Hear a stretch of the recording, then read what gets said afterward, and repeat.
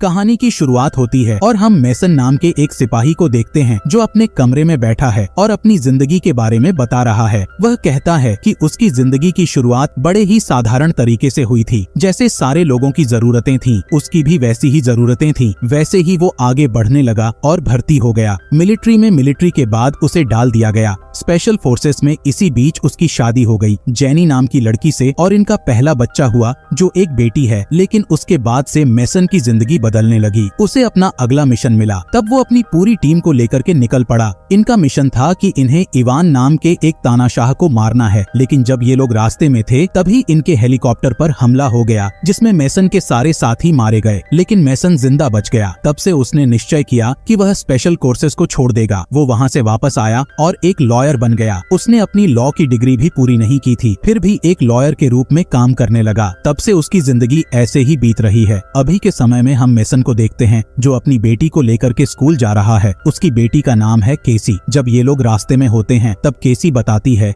कि एक लड़का बार बार उसे परेशान करता है। मेसन उसे कहता है कि अगर अगली बार वो तुम्हें परेशान करे तो उसे सीधा एक पंच मारना। इतना कहने के बाद वो चला आता है अपने ऑफिस में। तब उसकी मुलाकात होती है सेबेस्टियन नाम के एक आदमी से। सेबेस्टियन बहुत पहले से मेसन को जानता है। उसे पता है कि मेसन स्पेशल फोर्सेस में हुआ करता था। सेबेस्टियन मेसन को कहता है कि मेरे पास तुम्हारे लिए एक बहुत ही बढ़िया काम है। तुम्हें एक जर्नलिस्ट का बॉडीगार्ड बनना है। वो जर्नलिस्ट एक तानाशाह का इंटरव्यू लेने जा रही है जो प्रेसिडेंट बनने वाला है। उसका नाम है इवान। इवान का नाम सुनने के बाद मेसन भड़क जाता है क्योंकि ये वही आदमी है जिसे उसकी टीम मारने गई थी और रास्ते में सारे के सारे लोग मारे गए। मेसन को लगता है कि इवान ने ही उसके साथी को मरवाया है। वो मना कर देता है। तब सेबेस्टियन बताता है कि अगर मेसन ने इस काम को पूरा कर दिया तो उसे कितने सारे डॉलर्स मिलेंगे। जब मेसन इतनी बड़ी रकम के बारे में सुनता है तब वो भी मान जाता है। अब रात में अपने घर आने के बाद उसकी पत्नी उसे डांटने लगती है और कहती है कि आज केसी ने स्कूल में एक बच्चे को पंच मारा। मुझे स्कूल में बहुत सारा कंप्लेंट सुनने को मिला। तुम्हें क्या लगता है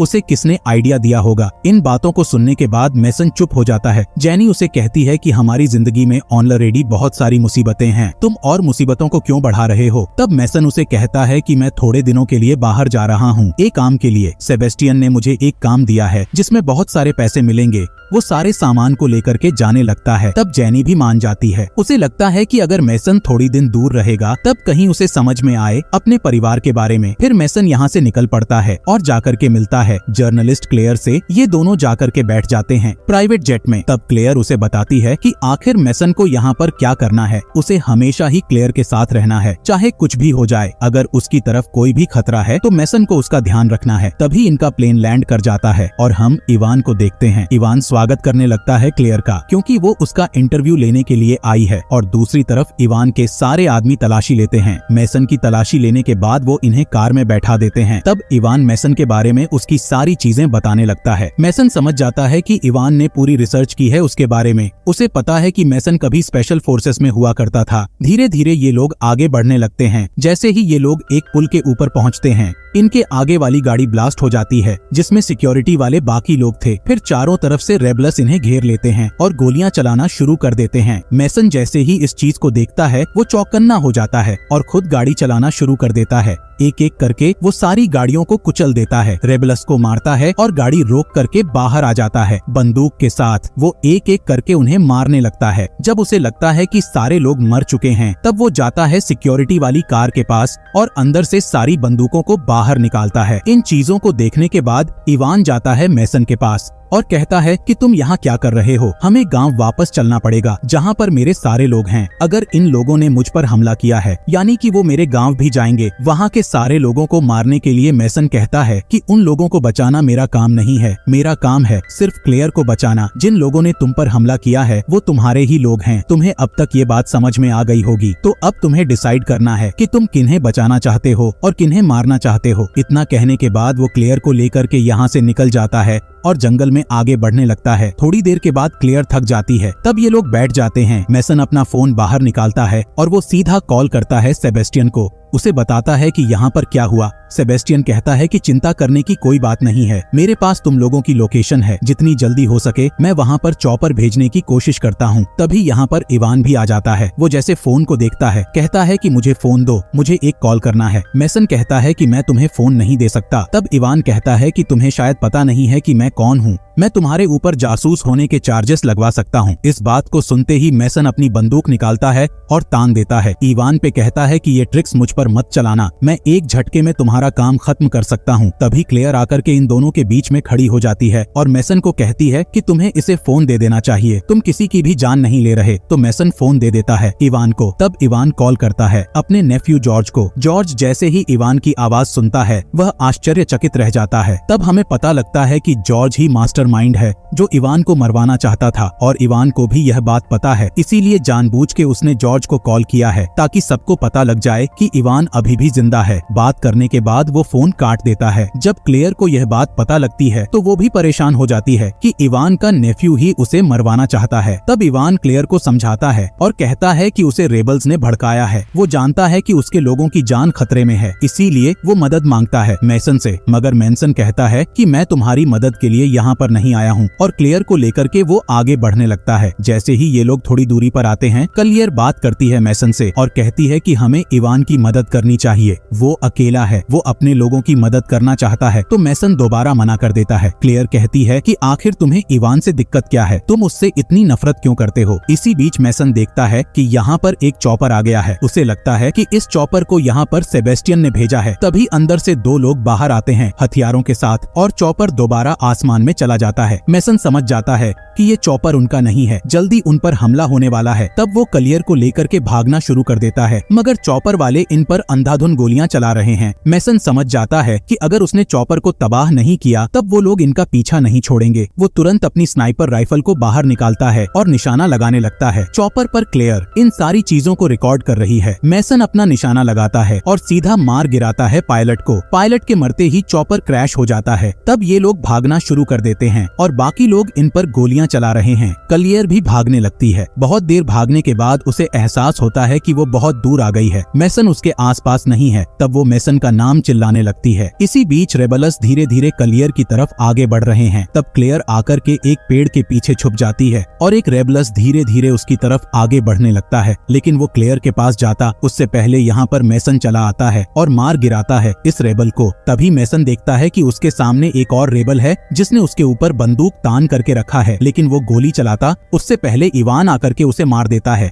और ये लोग आगे बढ़ना शुरू कर देते हैं। तभी हमारे सामने उस चॉपर का दृश्य आता है जो क्रैश हो चुका है। यहाँ पर जॉर्ज आता है अपने सारे आदमियों के साथ और चॉपर के आसपास घूमने लगता है। तभी थोड़ी देर के बाद यहाँ पर एक और गाड़ी आती है जिसके अंदर से कर्नल जैन बाहर आता है और जॉर्ज को कहता है कि इसका मतलब इवान अभी भी जिंदा है, तुमसे एक छोटा सा भी काम नहीं हुआ। इतना कहते ही वो जॉर्ज के एक आदमी को मार गिराता है और वार्निंग दे करके जाता है कि दोबारा ये गलती नहीं होनी चाहिए। तभी हम मैसन के साथ इन दोनों को देखते हैं जो एक नदी के किनारे रेस्ट कर रहे हैं। फिर ये दोबारा आगे बढ़ने लगते हैं। थोड़ी देर के बाद इवान इन्हें लेकर के आता है गांव में। गांव के सारे लोग इवान को देखने के बाद बहुत खुश होते हैं। वो गांव के मुखिया से भी इन्हें मिलवा आता है। ये सारे लोग अब यहीं पर रहने वाले हैं। तब इवान जा करके तैयार हो जाता है और क्लेयर भी, क्योंकि उसे इंटरव्यू देना है। क्लेयर उसका इंटरव्यू लेना शुरू करती है। वो उससे सवाल पूछती है कि आखिर ये सारे लोग तुम्हें मारना क्यों चाहते हैं। तब इवान पूरी बात बताता है कि हमरी के जमीन में बहुत सारे मिनरल्स हैं और कुछ ऐसी चीजें हैं जिसे मल्टीनेशनल कंपनी चाहती है।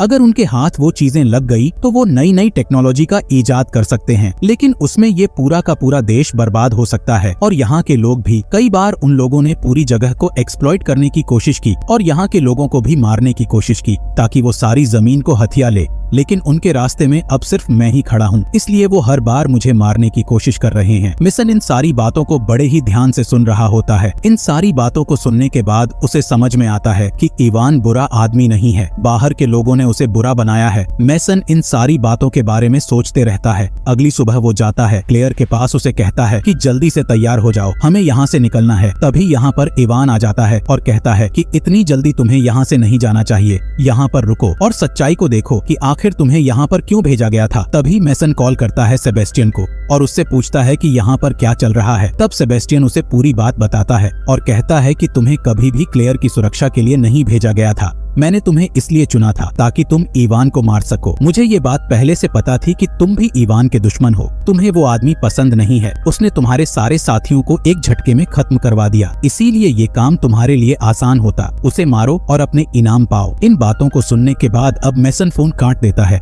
और कॉल करता है जेनी को। जैसे ही जेनी फोन उठाती है वो कहता है कि वो जेनी से बहुत प्यार करता है, उसके लिए उसका परिवार सबसे ज्यादा कीमती है। इन बातों को सुनने के बाद जेनी कहती है कि जितनी जल्दी हो सके घर वापस आओ। तब मेसन अपनी बंदूक निकालता है और आगे बढ़ने लगता है इवान की तरफ, लेकिन वो इवान को शूट नहीं करता। क्लेयर का हाथ पकड़ता है और कहता है कि हम दोनों यहाँ से जा रहे हैं। इवान इन्हें रोकने की कोशिश करता है लेकिन ये लोग नहीं रुकते। तभी जैन आ जाता है अपने सारे लोगों को लेकर के यहाँ पर। उसे देखने के बाद ये लोग भागना शुरू कर देते हैं। जैन एक एक करके गांव के लोगों को मार रहा है। जब इवान इस चीज को देखता है तब वो आने लगता है जैन के सामने। जैसे ही क्लेयर इन चीजों को देखती है वो मेसन को कहती है कि तुम्हें कुछ करना पड़ेगा। अगर इन लोगों ने इवान को मारा फिर वो सारे के सारे गांव वालों को मार डालेंगे। तब मेसन अपना दिमाग लगाता है, वो क्लेयर को बैठा देता है एक घोड़े पर और दूसरा घोड़ा लेकर के आगे बढ़ने लगता है इवान की तरफ। वो उसे भी घोड़े पर बैठा है और ये लोग यहाँ से भागना शुरू कर देते हैं, लेकिन आधे रास्ते में क्लेयर घोड़े से नीचे गिर जाती है। तब जैन के लोग उसे पकड़ लेते हैं। मेसन जानता है कि वो जैन के पूरे लोगों से नहीं लड़ सकता, उन्हें एक प्रॉपर प्लानिंग की जरूरत है, तभी वो क्लेयर को बचा पाएंगे। रात में लोग चले जाते हैं एक चर्च के अंदर। तब इवान बुलाता है अपने एक साथी को जिसका नाम है लाटो। लाटो इनकी मदद करने वाला है। अब ये लोग प्लानिंग करते हैं। अगले दिन मेसन जा करके जैन से मिलता है। जैसे ही ये दोनों एक दूसरे के सामने होते हैं ये अपनी अपनी बंदूक तान देते हैं एक दूसरे पर। तभी जैन के लोग क्लेयर को लेकर के बाहर आते हैं और एक आदमी उसके भी सर पर बंदूक तान देता है। जैन कहता है कि अगर तुमने इवान को मेरे हवाले नहीं किया तब सबसे पहले क्लेयर मरेगी। इन बातों को सुनने के बाद मेसन इवान को बुलाता है। इवान गली से बाहर आता है लेकिन इवान अकेला नहीं है, उसके साथ सारे के सारे सिविलियंस हैं जिनकी तादाद बहुत ज्यादा है। जैन इतने सारे लोगों का मुकाबला नहीं कर सकता। तब सारे लोग हमला करना शुरू कर देते हैं जैन के लोगों पर। जैन के साथ साथ उसके सारे लोग डिस्ट्रैक्ट हो जाते हैं। तो मेसन इस चीज का फायदा उठाता है और ये तीनों यहाँ से भागने लगते हैं। तभी इवान इन्हें लेकर के जाता है गुफा के अंदर। कहता है कि यहाँ से एक खुफिया रास्ता जाता है मेरे पैलेस के अंदर। धीरे धीरे करके वो लोग पैलेस के अंदर दाखिल हो जाते हैं, मगर जॉर्ज यहीं पर बैठा है। जॉर्ज इवान को देख करके घबरा जाता है। इवान समझाना शुरू करता है। जॉर्ज को वो कहता है कि जैन तुम्हारा इस्तेमाल कर रहा है, एक बार उसने मुझे मारा और उसे जो चाहिए वो मिल गया, तो वो तुम्हें भी जिंदा नहीं छोड़ेगा। इन बातों को सुनने के बाद जॉर्ज मान जाता है और ये दोनों एक दूसरे को गले लगा लेते हैं। तभी यहाँ का जनरल आता है अंदर। वो जैसे ही इवान को देखता है उस पर गोली चला देता है। तब मेसन जाता है क्लेयर को बचाने के लिए। तभी इवान अपनी बंदूक निकालता है